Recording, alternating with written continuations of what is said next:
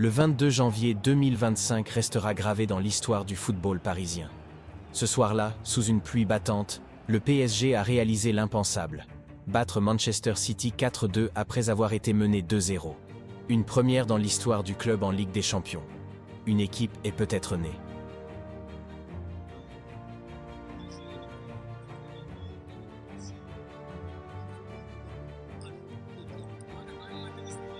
Acte 1. La tempête.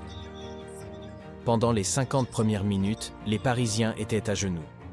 Un but de Grealish à la 50e minute, suivi d'une réalisation d'Erling Haaland 3 minutes plus tard, semblait sceller le sort du match.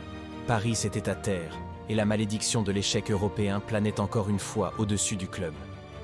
Mais Luis Enrique, un homme qui avait déjà renversé des montagnes, n'avait pas dit son dernier mot. Acte 2. La révolte. La révolte commence à la 56e minute. Ousmane Dembélé, entré à la pause, trouve l'écart. Le Parc des Princes, jusqu'alors silencieux, explose. Et 4 minutes plus tard... Barcola, bien joué. Il faut accélérer maintenant. Il faut prendre la profondeur et Barcola a pris de la vitesse. Il est dans la surface de réparation. Le retrait pour Dembélé. Buteur sur un de ses premiers ballons. Et après un festival sur le côté de Bradley Barcola. Le PSG qui est en train de refuser d'être vaincu. Tour. En l'espace de quelques instants, tout a changé. Paris y croit et City vacille.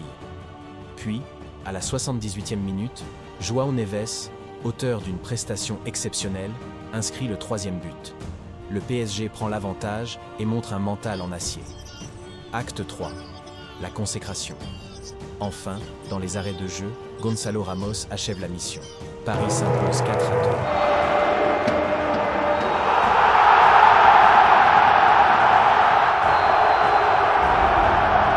Renversant pour la première fois de son histoire un déficit de 2 buts en Ligue des Champions. Une victoire historique qui propulse Paris dans le top 24 de la compétition, avec son destin entre ses mains. Acte 4. Les héros du match. Mais ce succès, c'est aussi celui des individualités. Ousmane Dembélé, électrique. Bradley Barcola, décisif. João Neves, impérial au milieu. Et même Gigio Donnarumma, solide dans les airs et sur sa ligne. Une véritable école des tauliers. Luis Enrique, sourire en coin, ne cache pas sa fierté.